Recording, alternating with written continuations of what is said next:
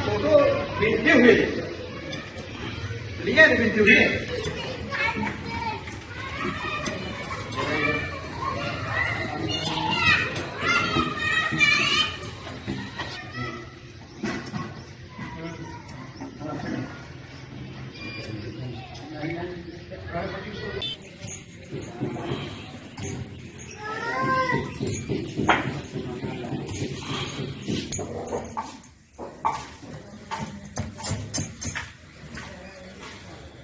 कहा जाए सर दिखो सब विभाग में जाए।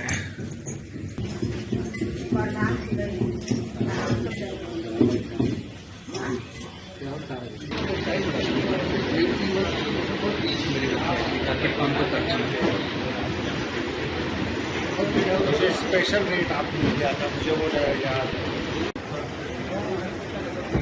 छोड़ दो उधर, छोड़ दो।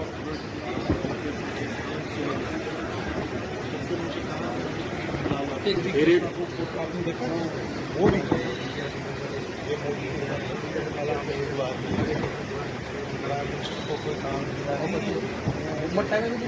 ये देखिए, जो अमेरिका ने ड्यूटी लगाया है भारत के ऊपर और भारत की इंडस्ट्री के ऊपर, वो बहुत ही एक बड़ा प्रहार है और बहुत ही अनुचित है और न्याय संगत नहीं है।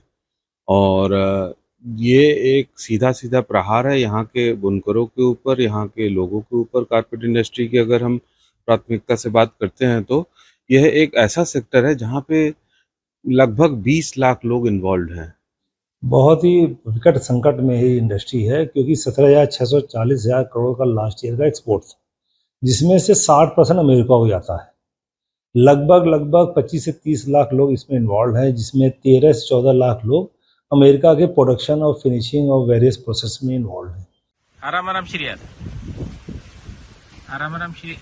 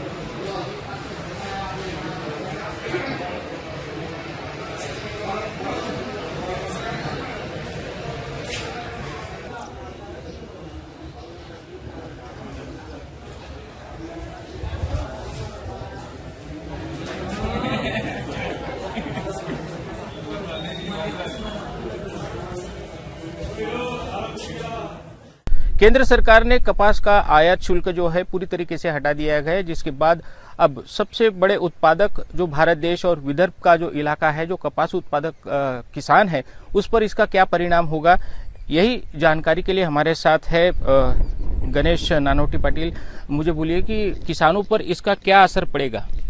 तो ये तो अभी तो गवर्नमेंट ने 40 दिन के लिए ये आयात शुल्क हटाया है, लेकिन मेरा कहना है कि अगर उसके बाद में अगर जो व्यापारी लोग हैं, जो कारखानदार है, जो अगर उन्होंने उनके ज्यादा आयात कर दिया तो ऐसा नहीं हो जाए कि हमारा कपास अगर 15 अक्टूबर के पास हमारा कपास मार्केट में आना चालू हो जाएगा तो हम बेचना चालू कर देंगे अक्टूबर नवंबर में। तो तब ऐसा नहीं हो कि उनका पास कपास ज्यादा रहेगा, उनको जरूरत नहीं रहेगी, तो उनका रेट कम हो जाएगा। तो मेरा इसमें एक सजेशन ऐसा है कि गवर्नमेंट ने जो सीसीआई के जो सेंटर है वो जल्दी चालू करना चाहिए और उसमें जो नियम है थोड़ा उसमें लवचिकता आनी चाहिए, क्योंकि बहुत सारे इशू रहते कि उसमें हमारे नॉर्म्स में रहते कि अगर क्योंकि अभी मौसम बहुत बदल रहा है, तो कभी बारिश को कभी बहुत सारा गैप रहता है, तो उसमें कॉटन का कभी कभी क्वालिटी खराब होता है। तो मेरा सीसीआई से और गवर्नमेंट से एक विनती है कि आपका जो नियम है थोड़ा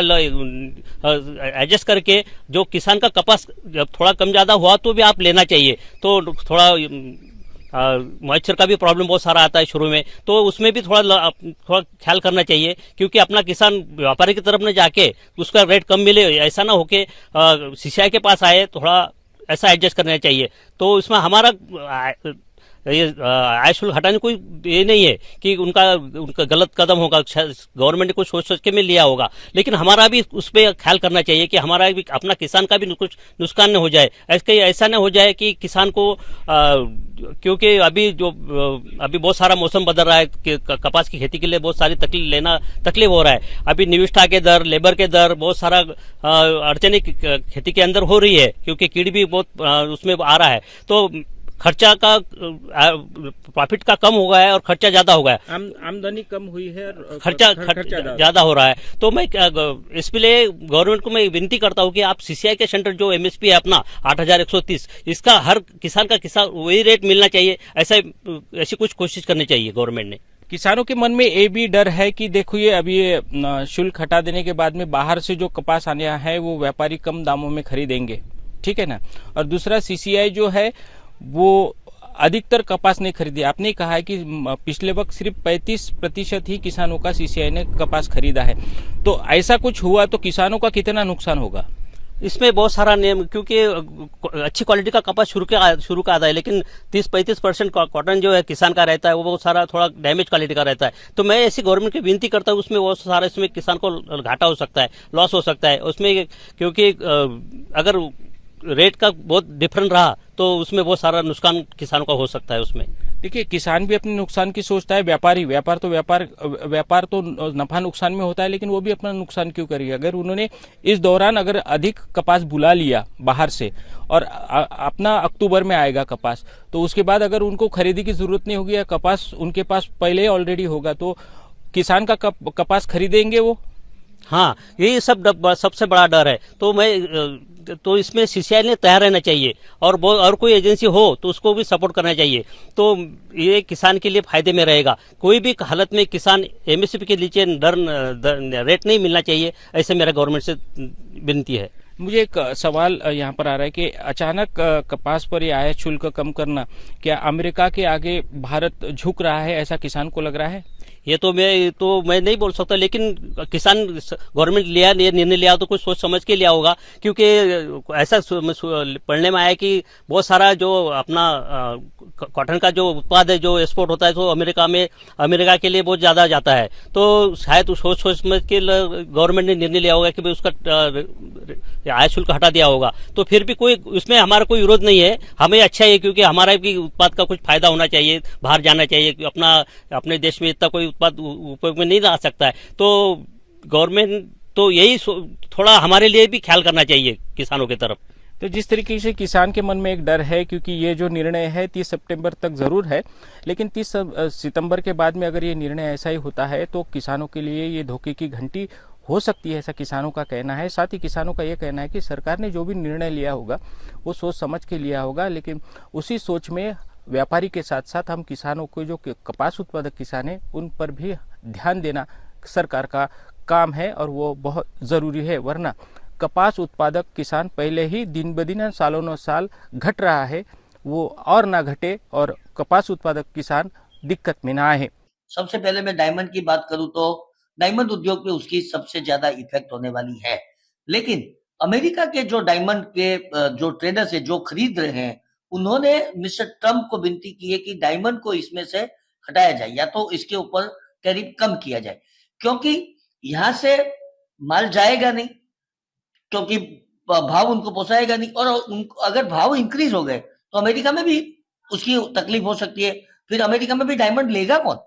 तो अमेरिका ज्यादा चिंतित अब तो हो चुका है डायमंड के संदर्भ में।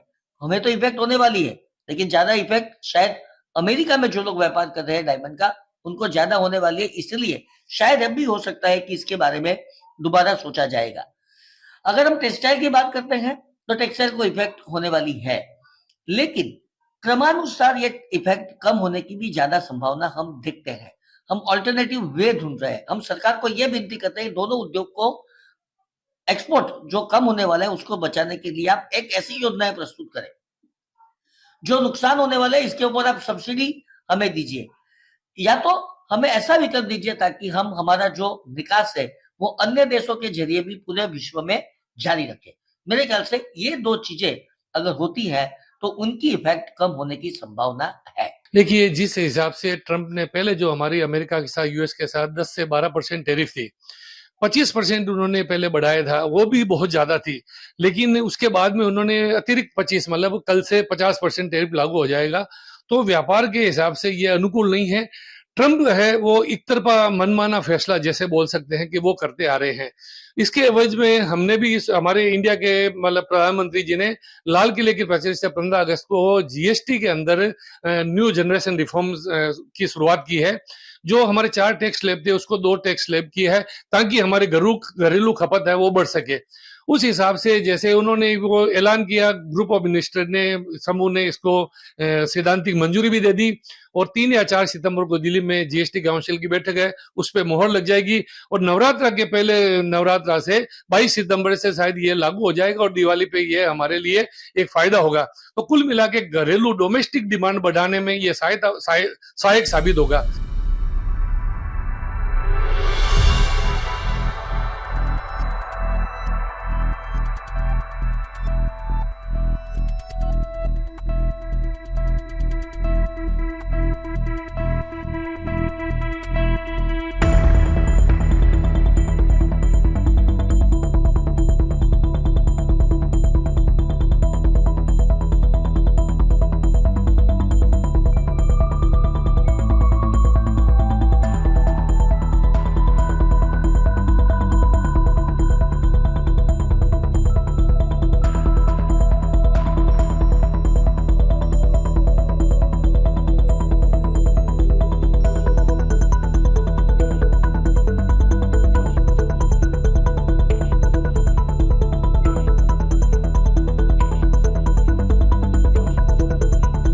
आज से लागू हो जाएगा, ठीक है सर।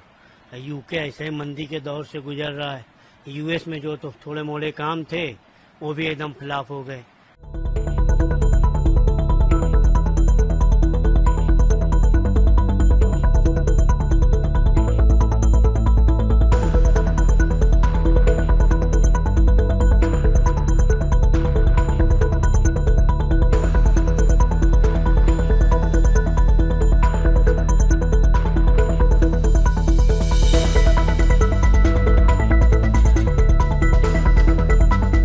देखिए, पहले अमेरिका के साथ जो टैरिफ था वो करीबन 10 से 12% था।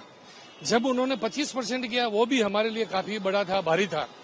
और जब से उन्होंने 27 तारीख कल से वो 50 कर रहे हैं तो हमें लगता है कि ये सर्वाइव नहीं कर पाएंगे। और ट्रंप जो फैसले ले रहे हैं वो एक तरफा ले रहे हैं, जबकि सहयोगी राष्ट्र इंडिया होने के बावजूद भी उनसे बिना पूछे वो अपना डिसीजन ले रहे हैं। तो हमें लगता है कि अब हमें यूएस की जगह अन्य मार्केट की खोज करनी पड़ेगी हमारे व्यापार को बढ़ावा देने के लिए। और कई देशों के साथ हमारी सरकार भी फ्री ट्रेड एग्रीमेंट करेगी।